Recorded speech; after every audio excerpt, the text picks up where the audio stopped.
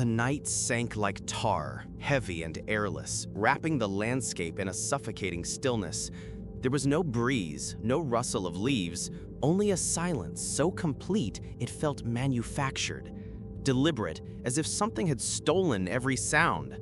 The trees stood unnaturally still, their branches crooked like broken limbs, pointing toward a horizon that never shifted. The moon above flickered like a dying bulb, stretching long shadows that twitched across the ground even when nothing moved. The dirt path winding forward looked familiar, though it shouldn't.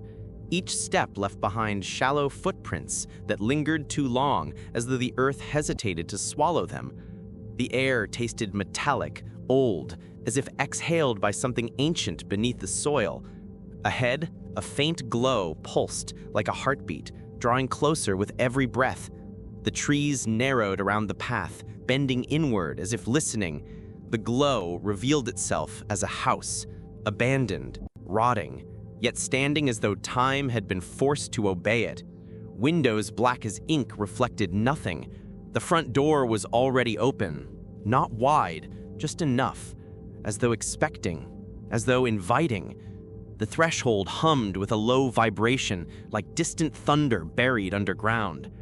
Stepping inside felt like falling underwater, everything muted, thick.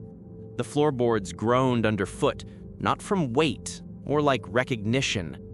Walls peeled in long, curling strips that revealed darker layers beneath, old memories festering in the wood. A hallway stretched further than the structure should allow, twisting subtly, stretching like breathing lungs. Something distant moved. Not footsteps, a shift, like reality adjusting its posture. At the far end of the hall, a flicker of motion. A figure? No, a memory. Familiar but unplaceable, lingering just outside the edges of understanding. It dissolved when approached. The air trembled. Doors appeared along the hallway, too many. Each door identical, handles tarnished, wood splintered. A whisper of cold air seeped from beneath them as if the rooms behind were inhaling. One door rattled, another clicked, another slowly creaked open without a touch. Inside, darkness, a darker kind of dark, a kind that absorbs light, swallows it whole. The floor shifted beneath, the hallway lengthened again, the house was growing, breathing, remembering, and something was watching. Not from the dark, within it. The walls pulsed like veins, the wood beneath the paint shifted like skin. Down the hall, the front door stood, closed, though it had been open seconds before. A shiver crawled up the spine of the night. There was no exit. The floor stretched out in a dizzying repetition of worn planks and shadow stains. Moving forward felt slow, like wading through something unseen. Time didn't pass here. It bent. The wallpaper patterns shifted when not observed, warping into faces with hollow eyes, mouths stretched in silent screams before melting back into floral shapes. The air had weight, pressing down on lungs, forcing each breath to feel stolen rather than granted. A staircase emerged from the gloom, spiraling upward into darkness that flickered with faint candlelight. The steps groaned at the slightest touch, as though warning the house of every movement. At the top, a corridor stretched in both directions, identical to the one below. Same doors, same length, same stains, but the stains here were fresh. A metallic scent clung to the air, sharp and familiar. Rust or blood. The shapes along the floorboards resembled footprints, but too many, layered over each other, all facing the same direction, toward a door at the far end. The handle of that door vibrated steadily, like a tremor beneath the skin of the world. The corridor flickered, walls blurred. For a moment, the ceiling melted into the floor, and the floor floated above like a mirror. gravity twisted sideways, then snapped back with a guttural sound that echoed like a distant roar. Something scraped behind. Turning revealed nothing, only the hallway stretching longer than before. The staircase was gone, replaced by more hallway, endless hallway, more doors, more stains, more whispers of cold air. The floorboards vibrated with a rhythm, a heartbeat, but not human. Too slow, too deep. With each thud, the lanterns on the wall dimmed, as if the house was inhaling their light. A door on the left opened slowly, its hinges screaming like a living throat. Inside, a room frozen in decay, furniture draped in white sheets, though the house showed no sign of ever being lived in. The sheets rose and fell with slow, steady breaths. Underneath, something shaped like people, still, waiting, eyes open beneath the cloth, watching without moving.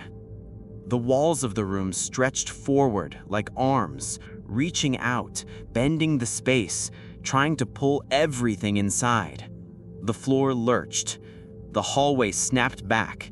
Reality reassembled itself with a wet sound. The door at the far end now stood open, light spilling from it, a pale, colorless light that felt like the memory of day. Stepping inside revealed a mirror, tall, tarnished, breathing. The reflection showed the hallway behind, but empty. No house, no darkness, just the path outside, under the moon. Relief flickered. A hand reached out. From the reflection. Pale. Wrong. It pressed against the glass. The glass rippled like water. The world behind the mirror smiled without a face, then pulled. Falling. Not down. Through. Through layers of memory.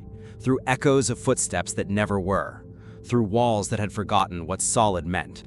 Each layer revealed another version of the house, each more decayed, more twisted, more alive. The world bent like wet paper, folding in on itself, reshaping the same corridor again and again. Footsteps echoed ahead, familiar, perfectly timed with each heartbeat. But there was no one there. The air shimmered. A silhouette appeared briefly, formed of shadow and dust, then vanished behind a door that hadn't existed before. Chasing it led to another hallway. Same stains, same doors, same flickering lanterns. But the front door was open again. Moonlight spilled across the floor, silver and cold.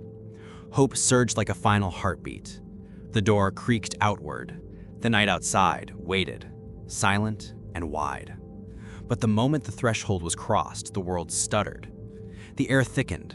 The trees outside froze, identical to how they were before.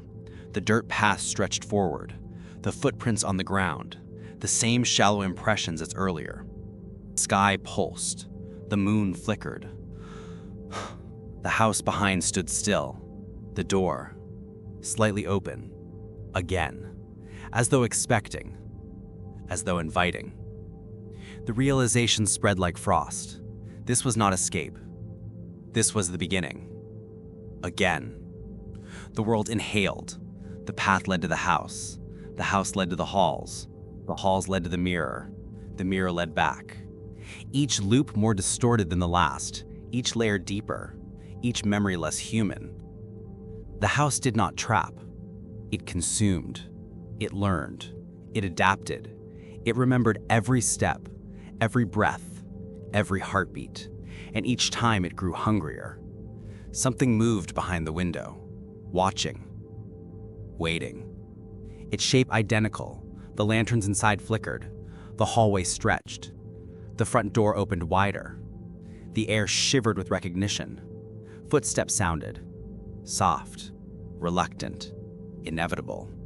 The path felt familiar, because it had been walked countless times, perhaps forever. The night sank like tar, heavy and airless, wrapping the landscape in silence. The trees stood still. The moon flickered. The door was open. And somewhere, deep within the house, a mirror smiled. The first step forward felt exactly like the last. The loop closed.